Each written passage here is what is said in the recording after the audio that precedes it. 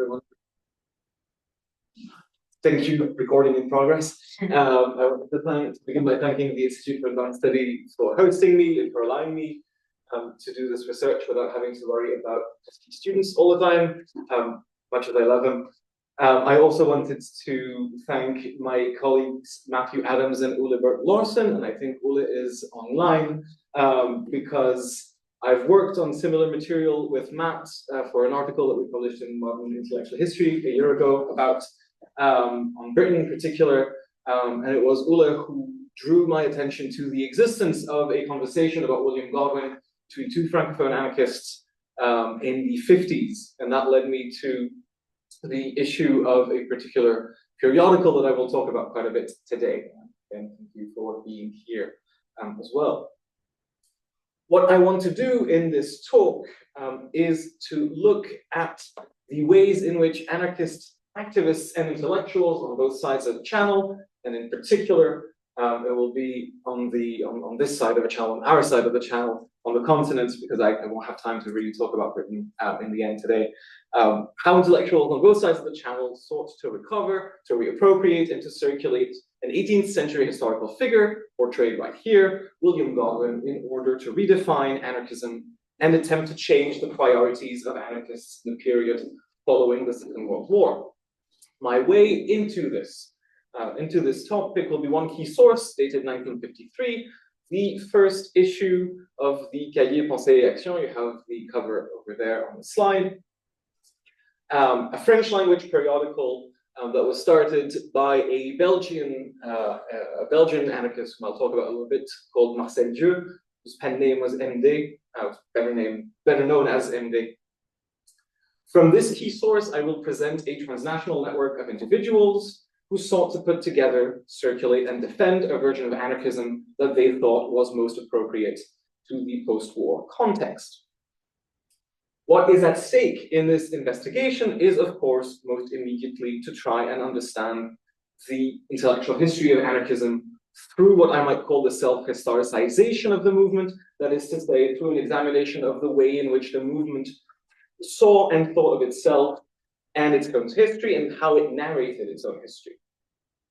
That implies understanding not just, say, the philosophical or the political commitments of anarchism, but also how those got formulated, rhetorically constructed, and debated through old and new forms of historical discourse.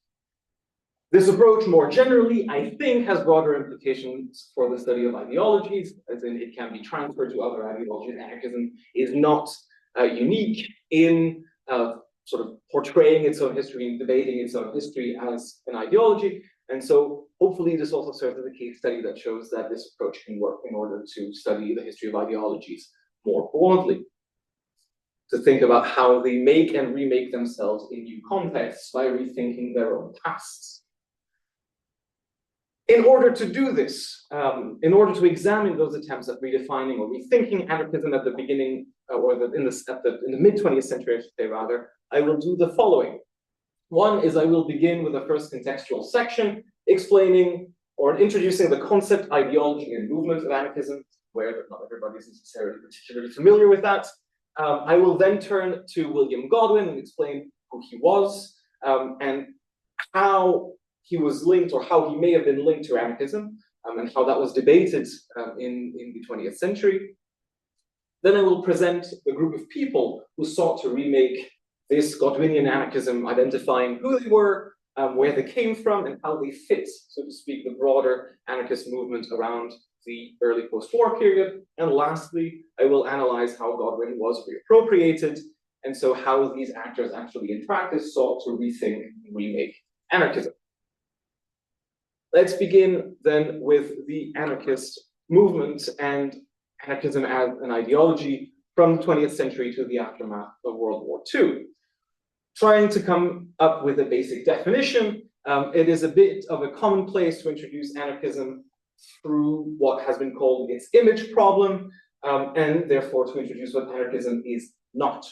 Anarchism has been subject to significant misunderstanding or misrepresentation, at least since the age of the tactic of propaganda by the deed, as theorized and practiced in the late 19th century, with spectacular actions, including the assassinations of heads of state, Sadi Carnot in France in 1894, and William McKinley in the United States in 1901. And Donald Trump recently compared himself to William McKinley. Make of that what you will. More broadly, the image of the bomb planting or the bomb throwing anarchist was further popularized, not least through a novel by Joseph Conrad, published in 1907, called The Secret Agent, that involves an elaborate set of conspiracies involving anarchists and policemen disguised as anarchists. It's quite complex.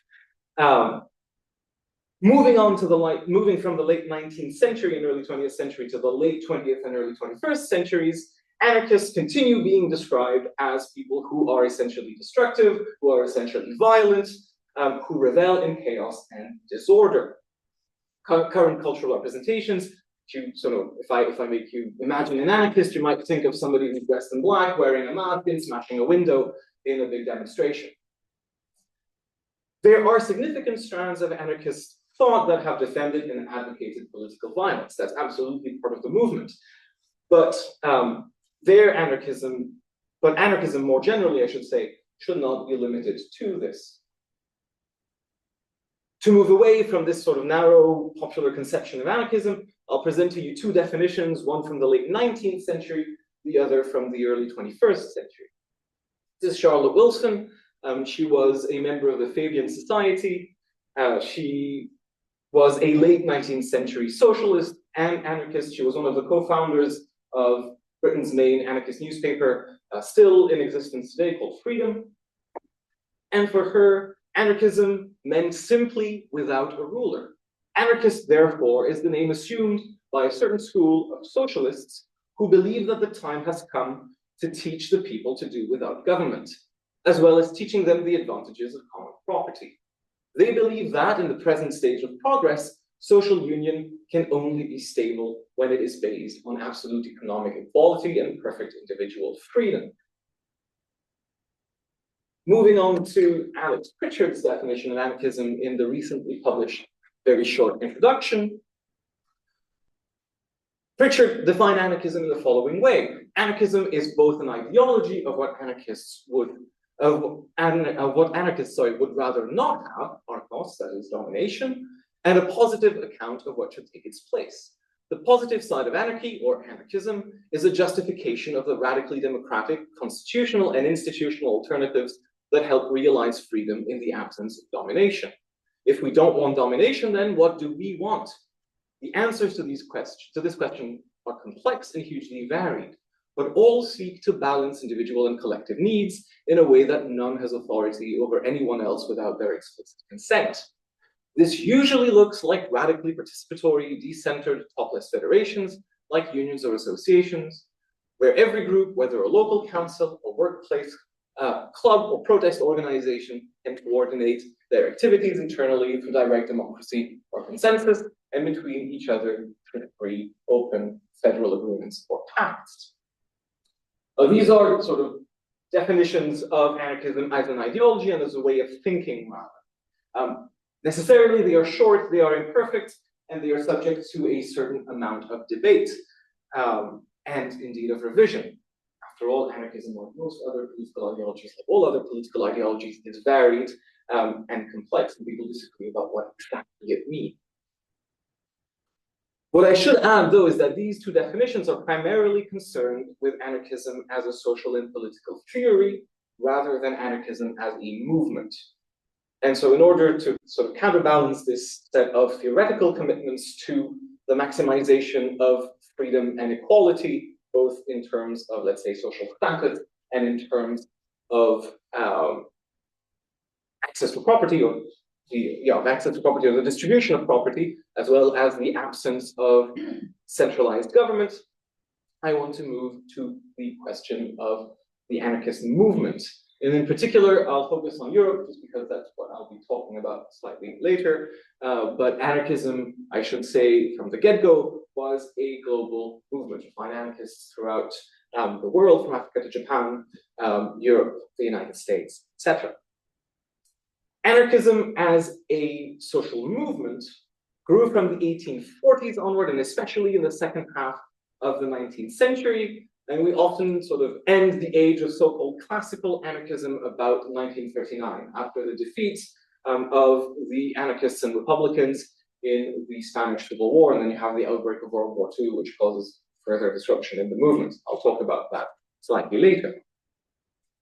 Drawing on a variety of Republican and socialist sources and models, anarchists developed and circulated their own ideological vocabularies, their own models of organization, and their own revolutionary tactics, both alongside and in competition with those of other socialists. Anarchism develops not least as a sort of subcategory or subgroup or sub-ideology of socialism.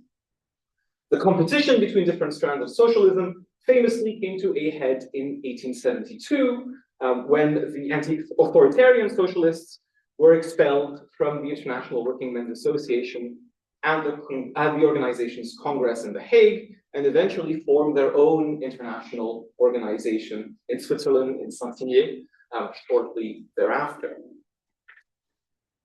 The second half of the 19th century saw the emergence then and development of different strands of anarchism itself. So anarchism is a strand of socialism, and within anarchism you have different strands as well, with each their own specific sets of concerns or models of organizations. Won't talk about this too much, but you have the mutualist tradition, the collectivist tradition, what becomes the dominant tradition is the communist, anarcho-communist tradition, the anarcho-syndicalist tradition, the anarcho-individualist tradition, all of which, again, have their own slightly different sets of priorities. With a variety of these tendencies, then came a variety of tactics. This included, for example, the workshop and union-based activism that characterized syndicalism and anarcho-syndicalism, represented in France by the old Cergy of the Château d'Amiens in 1906, and in the United States by a trade union known as the Industrial Workers of the World, who continue being a major, if small, union in the US and worldwide, in fact. A second strand of anarchist tactics is called propaganda of the word, where anarchist writers and educators published newspapers, books, pamphlets, provided education to the young and developed their own pedagogical models. For example, you have in Spain, the Escuela Moderna, a tradition, in particular in Barcelona, by Francisco Ferrer, which gave birth to the modern school movement in the United States in the late 19th and the early 20th century. Or one of the most, you have as a major organ of the propaganda of the word, one of the most famous anarchist periodicals, which I talked about already, Freedom, which was founded in 1885 in London.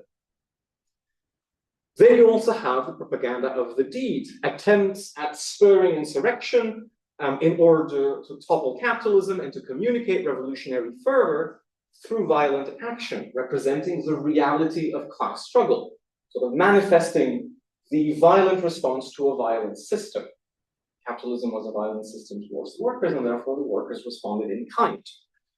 This was not least, again, I've mentioned the assassinations of McKinley and Carnot, but one could also mention what is illustrated here on the slide, the Petit Journal from 1894, when you had an anarchist called Auguste Vaillant who threw a bomb in the Chamber of Deputies in 1894.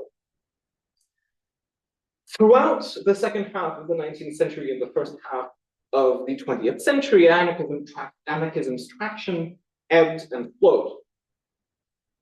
States sought to repress the movement.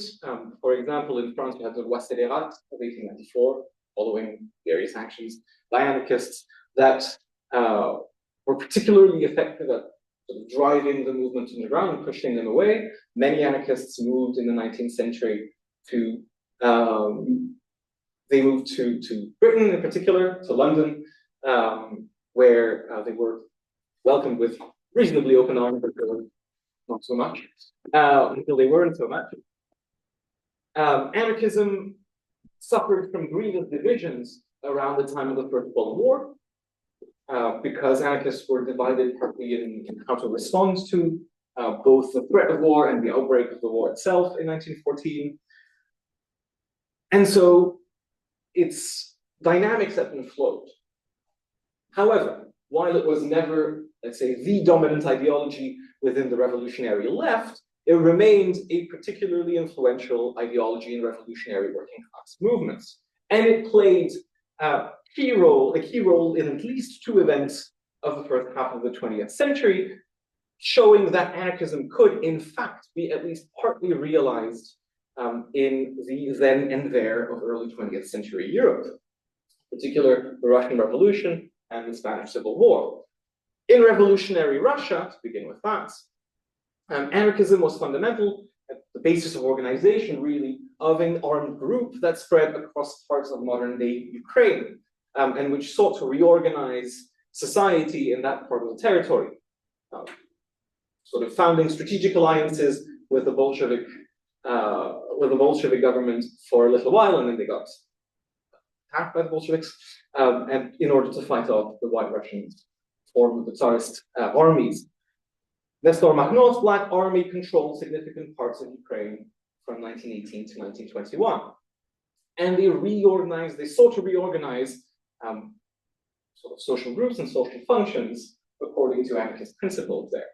Likewise, in Spain, following the outbreak of the Civil War in 1936, after the army rebelled against the Republican government in Spain, anarchists ended up controlling significant parts of Andalusia and Catalonia. And again, they sought to reorganize economic and social relations according to anarchist lines in both of these Spanish regions. In both cases, anarchists suffered a fairly significant defeat. The Free Territory of Ukraine was eventually conquered by the Red Army, and Makhnov fled to France. If you go to the Père Lachaise, you can find his plaque near the crematorium, just around the crematorium.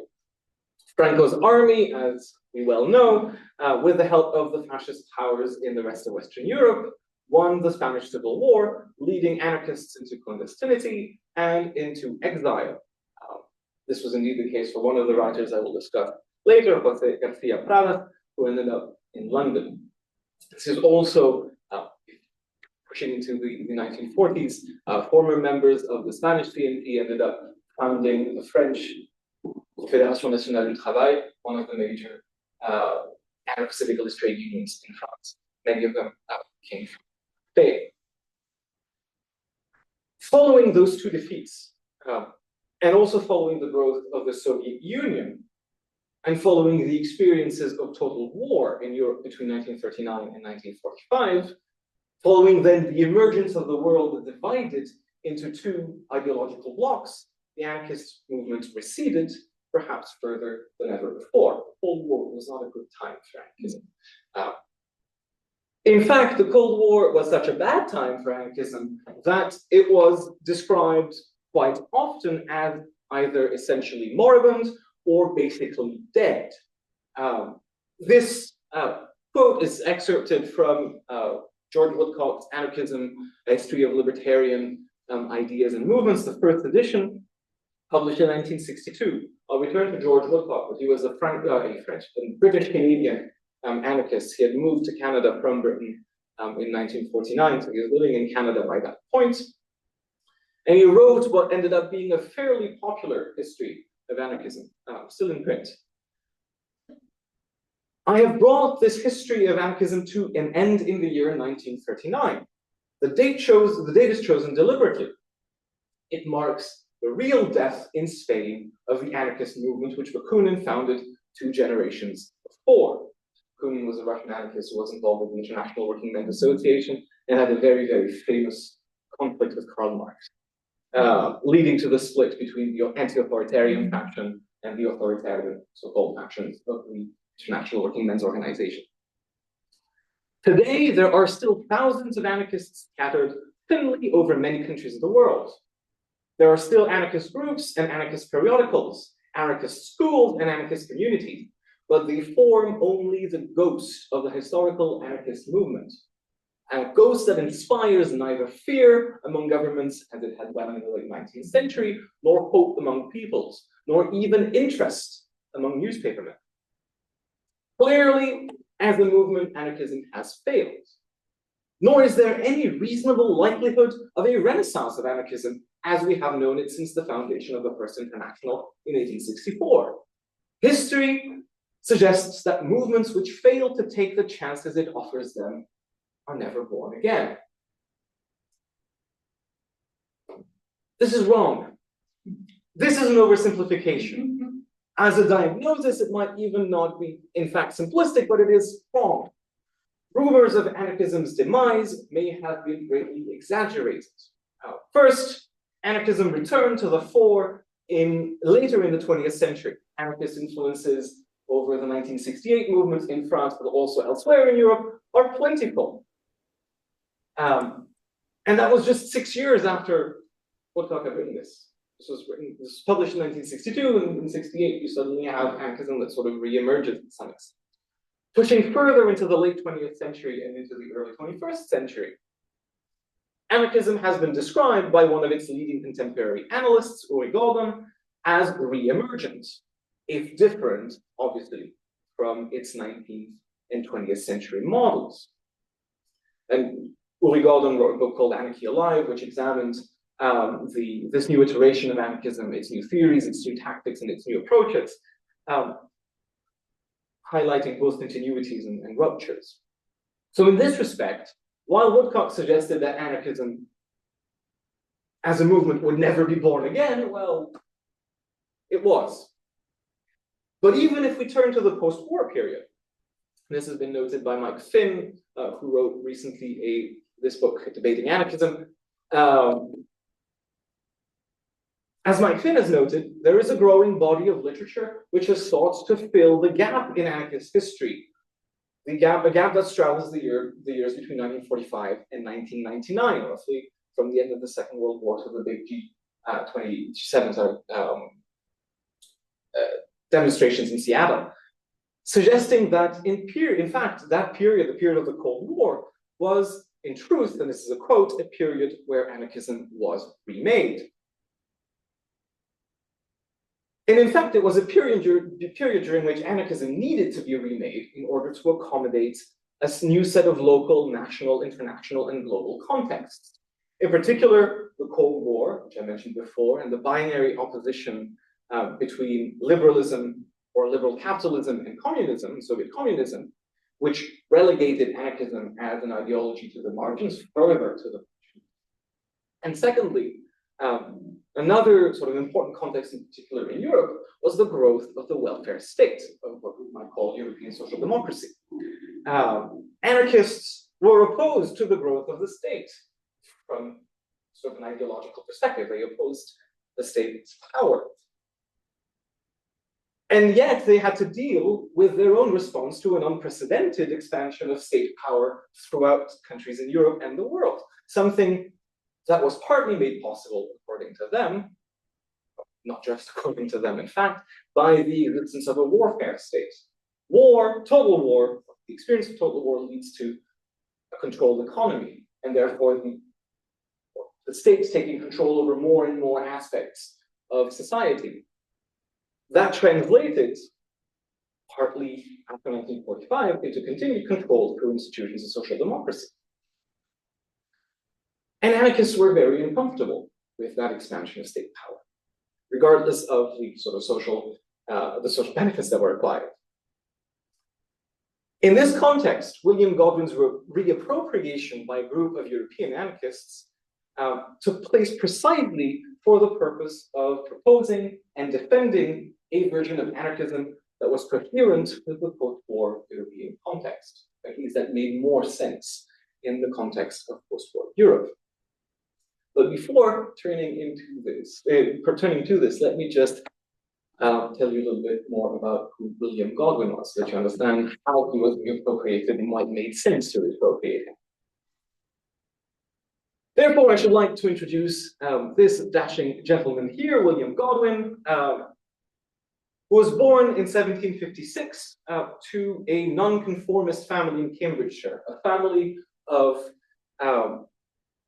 people who were not members of the Church of England. He was trained at a dissenting academy near London to become a Protestant minister, but then he lost his faith, which wasn't particularly compatible with shepherding a flock in a church. He settled in London in the early 1780s and decided to try and make a living as a writer. And as the events of the British Revolution unfolded, starting from 1789 and into the 1790s, he became deeply involved with debates concerning the French Revolution in Britain. A key question in those debates concerned the appropriate form that governments should take. Was Britain's mixed constitution, much admired by Montesquieu in the 18th century, a model that was legitimate and desirable? Was France's new republican order better? Should it be emulated? Should the revolution be transferred to Britain? Or did France's republican government and revolutionary experiment actually announce the downfall of the country, and should it therefore be avoided like the plague? Much of this debate revolved around the status of natural rights, as outlined, for instance, in the Declaration of Rights of Man, something which we take for granted, but which was absolutely not to be taken for granted in the late 18th century. And there are a fairly significant number. There's a fairly significant number of actors who were involved in this debate. Thomas Paine is perhaps the most well-known. He wrote a book called Rights of Man, 1790. Edmund Burke, 1791, sorry, for Rights of Man. Edmund Burke wrote a book called The Reflections on the Revolution in France, in which he opposed quite vehemently the revolutionary government in France. And also a woman called Mary Wollstonecraft, an early feminist, who wrote the first response to Edmund Burke's reflection on the revolution in France, called A Vindication of the Rights of Men. Then she would write in 1792 A Vindication of the Rights of Women. I will not talk about this today. Godwin's participation in this debate consisted in a fairly hefty 2-volume treatise entitled An Inquiry Concerning Political Justice and its Influence on General Virtue and Happiness. This was first published in 1793, went through a couple of editions until it was finally revised in 1798. In this book, he argued, one, that all forms of governments and state were essentially illegitimate and ought eventually to be done away with, as society gradually improved. 2, that education should not be under state control. 3, that laws and prisons, like government, should be done away with, should get rid of all of these institutions.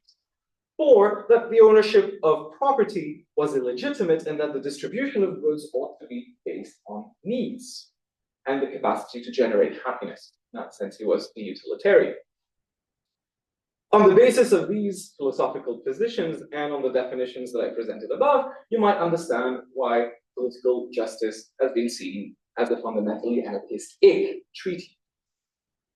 In 1797, Godwin followed political justice with a set of essays entitled The Inquirer, in a collection entitled The Inquirer, in which he developed some of the themes of political justice, and in particular, he developed the question of education, with an eye perhaps to more immediate application. These get picked up in the 20th century by specific British anarchists, whom I will not have time to talk about right now, but can answer questions about later. These essays were composed in parts in conversation with his partner, the aforementioned Mary Wollstonecraft, who then became his wife and died in 1797 due to complications following the birth of their daughter, also named Mary, who would become even more famous than probably both of them combined, because she would become Mary Shelley, the author of Frankenstein, in 1818. After the 1790s and following repression by the government and the sort of collapse of the radical movement in Britain from the 1790s, Godwin receded somewhat from public view. He continued being active as a writer, as a novelist, and as the writer of children's books, again, which I won't have time to talk about, but could, until his death in 1836. Now, one question is whether Godwin was or not an anarchist. And Godwin's reception since the 19th century has yet to be fully examined, though there have been some work done on it recently. We know that while Godwin's texts continued circulating in radical circles of the 19th century, he never achieved the level of fame of other British radicals of that was in the 19th and early 1800s. The names of Thomas Paine, Mary Wollstonecraft, and Henry Hunt are much more famous than the name of Godwin. Today, indeed, Mary Wollstonecraft and Mary Shelley are much, much, much better known than the name of William Godwin. If we go back to the history of the anarchist movement, Godwin's adoption into the anarchist canon of thinkers can be dated back to the late 19th and early 20th century. The Swiss anarchist Max Nettlau started collecting materials to write a history of anarchism and found in Godwin a precursor of early exponent of anarchist ideas. The exiled Russian anarchist and scientist Peter Kropotkin, who had been in London since 1886, the mid-1880s, was commissioned an entry on anarchism in the Encyclopedia Britannica for the 11th edition in the early 20th century. And he wrote the following in that entry. It was Godwin, in his Inquiry Concerning Political Justice, 2 volumes, 1793, was the first to formulate the political and economical conceptions of anarchism, even though he did not give that name to the ideas developed in his remarkable work. From then on, Godwin made relatively frequent, if sometimes official, appearances in discussions in the history of anarchism. Yet, Godwin's place in the anarchist canon was never particularly stable in anarchist circles. While he has been included in popular histories of anarchism, including, and perhaps especially, George Woodcock's Anarchism, A History of Libertarian Ideas and Movements, or more recently, Peter Marshall's Demanding the Impossible, he remains much less familiar than other prominent figures and thinkers of the movement, like in France, Jacques Proudhon, or Russian activists Mikhail Bakunin and Peter Kropotkin. And this is perhaps especially true in France, where really not particularly well-known Godwin.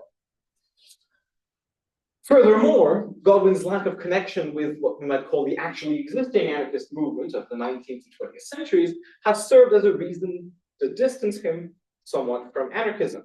For instance, the British anarchist Nicholas Walter argued political justice had a considerable libertarian influence during the 1790s, but it was entirely unknown to the founders of the actual anarchist ideology during the mid and late 19th century.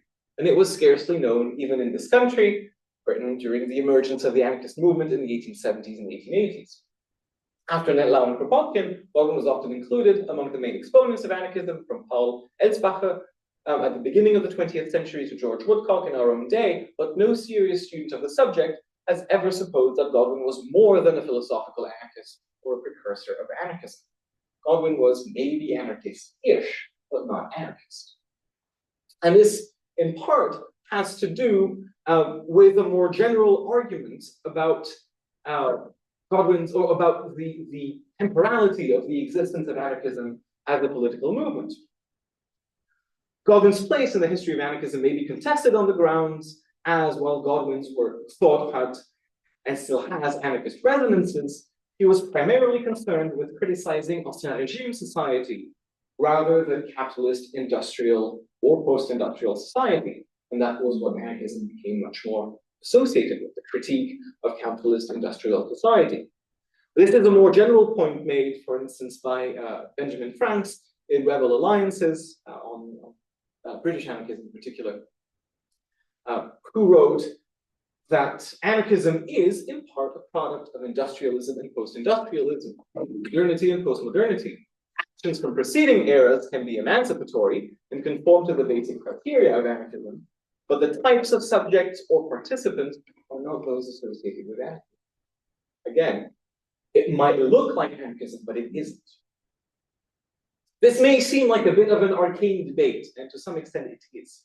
But what I hope to show in the rest of this presentation is that reflecting on the modalities of and the reasons for the inclusion of someone who was at the relative margin of the canon of anarchist thinkers can tell us something about how actors in the past sought to reshape a particular political ideology, in our case anarchism, and more generally how ideologies can be reshaped through historical narratives from the margins. And so we turn to what is essentially my main source in this presentation. The Cahier Pensée et Action was a French language anarchist periodical published between 1953 and 1970, edited primarily by a Belgian anarchist called MD, who was a writer and activist to whom I will return. It followed another periodical called Pensée et Action, edited by the same from 1930 to 1939. Then the Second World War happened, and so it didn't edit an anarchist newspaper in occupied Belgium. Came back in 1945, and the periodical was reborn in 1945 until 1953 under the name Pensée et Action, and then became the Cahier Pensée et Action. The early issues of this periodical tended to focus on one author, though later issues take a slightly different approach. The first issue, this one, was centered on William Godwin. The next was about Jean-Baptiste Clément, a member of the socialist left of the late 19th century, particularly famous for his participation in the Paris Commune. He wrote the words to the tune Le Temps des Cerises, and also La Semaine Sanglante, if you've been to demonstrations where they sing these sorts of things, well, that's him. And the third volume was dedicated to Étienne de la Boétie, and in particular his Discours de la servitude volontaire. You can see from the table of contents, which I have reproduced here, that how sort of that particular issue was organized thematically. I'll return to sort of the key points of that issue shortly. But I want to bring your attention to the homage to Godwin, which basically was the first thing that you read when you open. It's the first thing you read when you open the booklet, right after the title page. In this short homage, or tribute, I suppose, the editor specified his aim. And his aim was to bring together, as a primer, pages often inaccessible to the Francophone reader. Our hope is to spread the renewed attention Godwin deserves in order to encourage the publication of a work that must be included in the great classics of social thought. Well, it didn't quite work. The translation, full translation of into French of political justice took a while longer. But this is an avowed attempt at rescuing a worthy anarchist from the condescension of posterity. But before I sort of look into how this worked in the nitty-gritty of the theory, let me just briefly go through the list of contributors. Well, first off, you'll see that they are all male and white, which was relatively representative of, let's say, the more intellectual circles of anarchism in the mid-20th century in Europe. Let me start with someone you've already heard about a little bit, George Woodcock. George Woodcock was born in 1912 and died in 1995. And he entered Britain's literary and then the anarchist milieus in the 1930s, playing an important part in anarchism's intellectual life in Britain until 1949. He was sort of pushed to the side of the Freedom Group and moved to Canada. He was an important member of the Freedom Group, which ran the anarchist Freedom Press and published the periodical of the same name. In the 1940s, he became interested in William Godwin. He first published a pamphlet containing selections from Godwin's Political Justice, that was in 1943, and then he dedicated an entire biography to Godwin, with a short foreword by a fellow anarchist and romantic and sort of romanticist scholar, Herbert Reed, a poet and artist in his own right. This was followed by, among other works, a biographical study of Peter Kropotkin, which saw the light of day shortly after Woodcock's departure to Canada in 1950. Both the Godwin and the Kropotkin biographies were relatively successful, but his book, which I mentioned before, Anarchism, History of Libertarian Ideas and Movements, which was first published in 1962, was probably his most successful output for a fairly wide audience. In Woodcock's obituary, a fellow Freedom Group member and anarchist Colin Ward wrote that this text, I quote, was the most widely circulated piece of anarchist literature during the last half century, 1945 roughly, and 1995. An important character, but somewhat relegated to the margins of anarchism by the time that this was published. He was in Canada, living a fairly quiet rural life. MD, Marcel Dieu, which was his birth name, was a francophone Belgian anarchist, writer and publisher, founded Pensée et Action, then the quarterly Cahier Pensée et Action. He became particularly active in the international movement in support of Sacco and Vanzetti in the 1920s. And their trial became a kind of cause célèbre worldwide and gathered quite a lot of anarchists around. His convictions led him to an increasingly radical pacifism, especially after the failure of armed struggle in the Spanish Civil War. And they seems to have had a particularly strong interest in Godwin. He wrote an academic paper on Godwin's reception in France or in the Francophone world in the 1950s for the International Institute for Social History. He later wrote in the newspaper of the French anarcho-syndicalist union, the Confédération Nationale du Travail, their periodical entitled Combat Syndicaliste. That was in the 1970s. Third, André Prud'homme, who pseudonyms included André Prunier, most likely, AP, Jean Selot as well, so he contributed quite significantly to the various articles of that particular issue.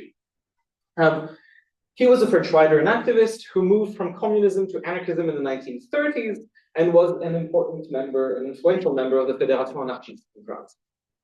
Like MD, his pacifist convictions were particularly strong, and he was a prolific writer, and his writings were published and circulated in several languages. In English, in the British newspaper Freedom, in Italian, in the Italian newspaper Volontà, in France, in the Libertaire, was the paper of the Fédération Anarchiste, but also in an anarchist individualist periodical published by E. Armand, L'Unique.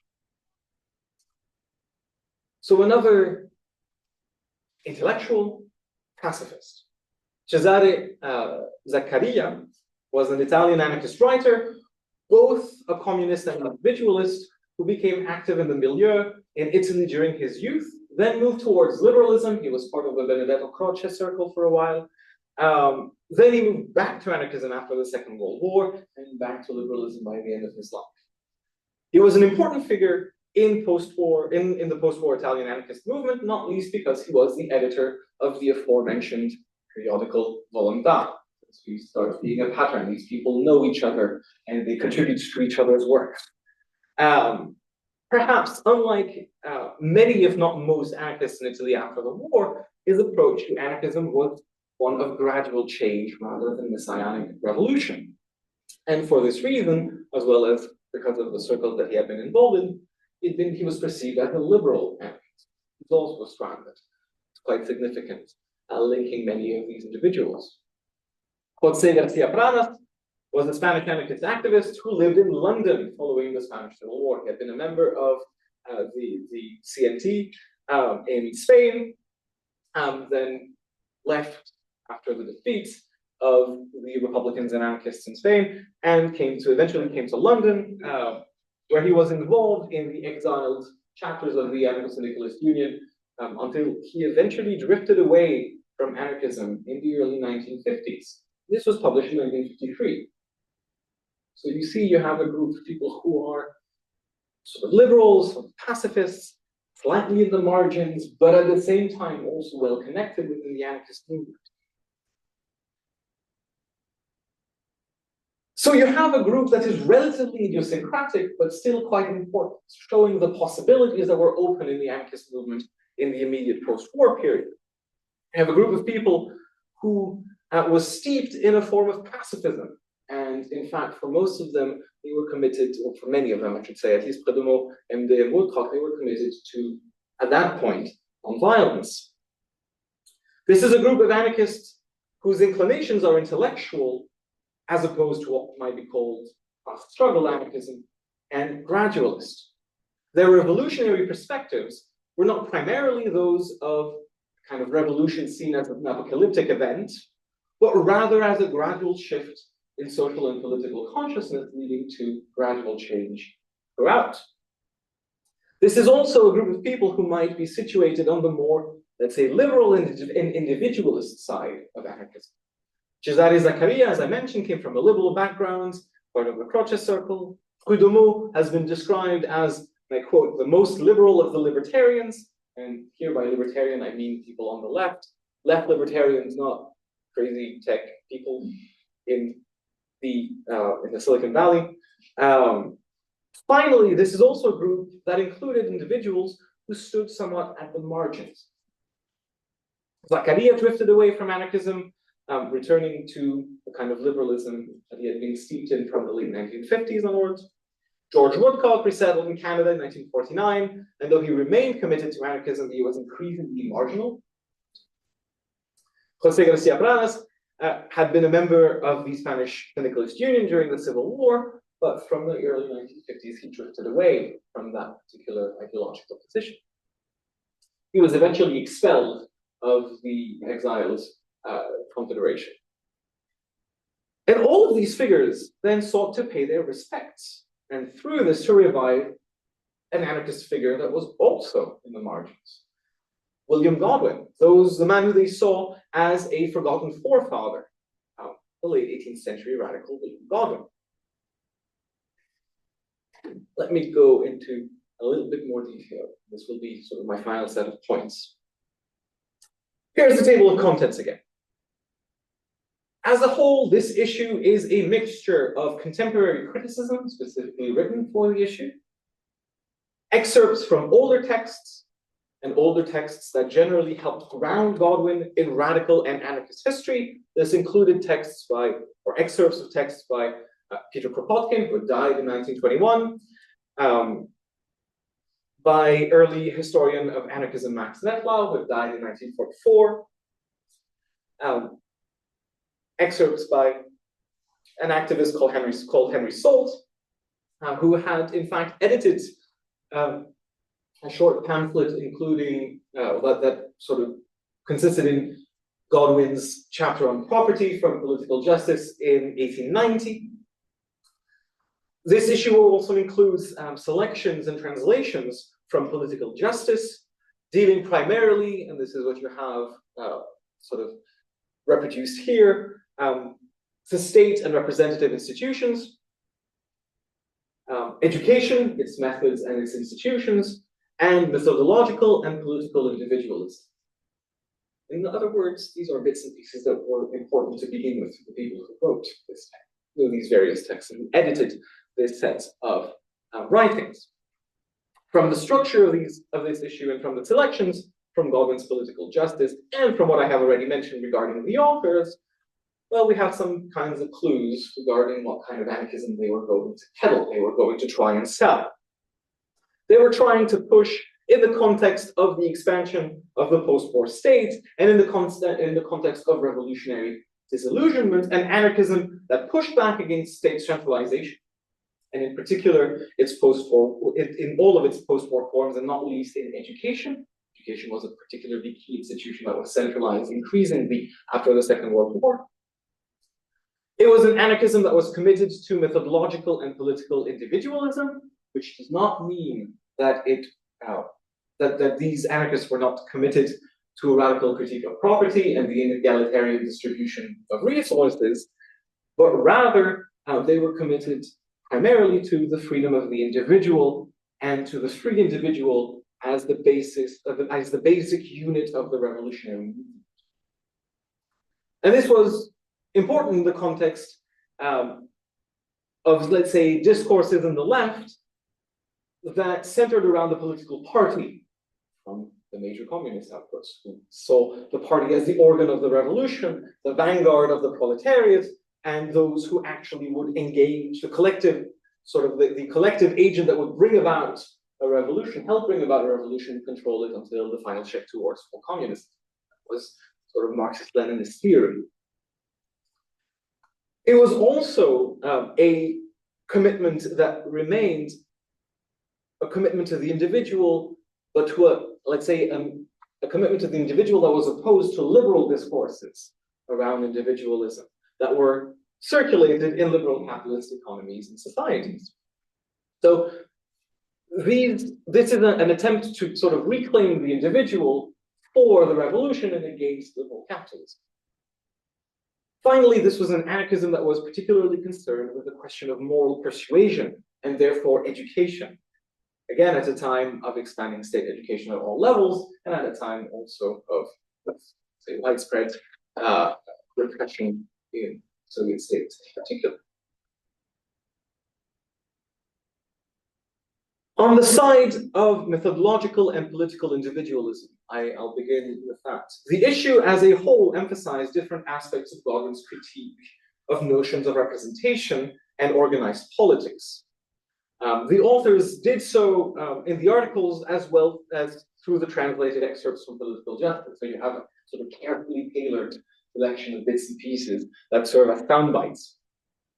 For instance, a short excerpt entitled by the editors, I think you have it in the previous slide. You have it, no, yes, the top right. The illusion of the collective reproduces a section of Political Justice in which Godwin challenged the idea of collective representation and sort of collective decision-making through election as a way of delegating decision-making, sort of democratic decision-making. In what is perhaps the most theoretically elaborate essay of the whole issue, Cesare Zaccaria's Fédération de Personnes et des Maîtresses de Godwin, a Federation of Individuals, Godwin's key idea, Cesare Zaccaria made his own one of Godwin's most famous and or infamous positions, in which he challenged or in which he criticized all forms of political association, and in particular, in the context of the 1790s, the artisan associations in London, in particular the London Corresponding Society, which is the first big mass organization, or so-called mass organization. For Zaccaria, Godwin was not only right, but even somewhat visionary in understanding that already in the 1790s, forms of collective-based politics, and especially party-based politics, be they liberal or socialist, will face, and I quote, necessary degeneration into oligarchy, and therefore they will seek to impose the will of the few onto that of the many, which prevents the fundamental act of freedom, which is to think for oneself, according to Zaccaria, to some extent to Godwin. In that way, though Godwin was completely removed from the Cold War context, he is mobilized as an individualist anarchist whose vision in the 1790s already showed the possibility of rejecting the two blocks that prevented individuals from actually thinking for themselves, and the two blocks that by the 1950s were vying for power, world capitalists on the one side, socialist communist, or socialist or communist on the other. Similarly, in an article signed Abbé, presumably written by André Prud'homme and entitled Was Godwin a Communist?, the author approvingly places Godwin as a pluralist anarchist communist concerned with moral persuasion, the moral persuasion of self-owning and responsible individuals towards communism, while maintaining their individuality. In particular, in the context of debates on the left, this is opposed to what the author of that article called the psychosocial regime of communist societies, whereby individuals do not belong to themselves, but rather belong to an abstracted commons. Individuals do not own themselves, they are part of a society that is as the key entity, rather than the individual being seen as the key entity. From this perspective, Godwin was placed at the head of an anarchist tradition, which included, for Abbé Proudhon and Malatesta, that protected the individual and individuality against revolutionary traditions that tended to obliterate it. Concerning, let's say, theories of revolution,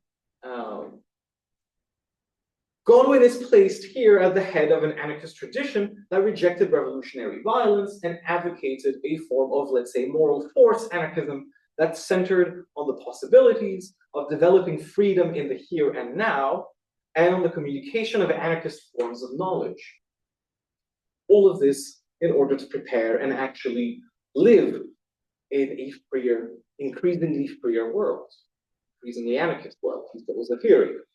This translated in terms of, say, the arguments that were circulated into using Godwin to defend a certain kind of philosophical idealism, rejecting a messianic vision of revolution, so the image of the Grand Soir, as we have it as we call it in France, in favor of a gradualist, peaceful, non-violent revolution that is primarily a revolution of consciousness. And that explains significant emphasis on education in several of the essays of the issue. In an article signed Jean Sellot, but written by André Prud'homme, the author approvingly restates Godwin's rejection of Rousseau's educational subterfuge, seeing, perhaps like the philosopher Isaiah Berlin would slightly later in 1958, seeing in the kinds of subterfuges in Rousseauian philosophy in general, the roots of Jacobinical and eventually Bolshevik totalitarianism. Prud'homme and MD, in two separate articles, the Peaceful Anarchist, which I've not reproduced here, and Nonviolence as a Technique of Liberation, likewise sort of put together or brought to the fore an idea of revolution of consciousness that is necessarily peaceful. In particular, MD and La Non-Violence comme technique de libération really push for free education, free sort of social education, free social relations in education. Likewise, José Garcia Palas highlighted how right, that was in Retour à Godwin, returning to Godwin, how right Godwin was to criticize in the 1790s the violence of the French Revolution, while maintaining a philosophical radicalism that led him to advocate the disappearance of the state and the disappearance of governments. And this critique of, let's say, the violence of a particular form of totalitarian revolution, be it the French Revolution or the Communist Revolution or the Bolshevik Revolution, was the basis for pushing in favor of, let's say, another revolutionary pathway, one that had been open in the 1790s and was still open in the 1950s in Western Europe in particular. Finally, Godwin is used to defend a pluralist approach to revolutionary change, grounded again in practices in the here and now, and whose exemplary features are seen as fundamental to the circulation of revolutionary practices and the diffusion of radical change throughout society. To show how you can actually organize yourself in freedom in the here and now, and therefore other people will pick up on it. It's the principle. Cesare Zaccaria in particular emphasized in his essay the plurality of political experiments that Godwin's thought, says, allows for social and political progress. In that sense, there is a rejection of strict prescriptive ideological boundaries and ideological perspective. And this was particularly important, I think, to anarchists, to these particular group of anarchists, at a time when ideologies were being ossified into two separate blocks, as I've mentioned before. And in fact, this is also something that gets picked up on by one of Godwin's major British revivers, I should say, Colin Ward, later in the 20th century. Already he started doing that. Let me get to my conclusion. What I've tried to show today is how a transnational network of anarchists sought to remake anarchist history in order to remake anarchism itself at a time of ideological crisis for itself and more generally.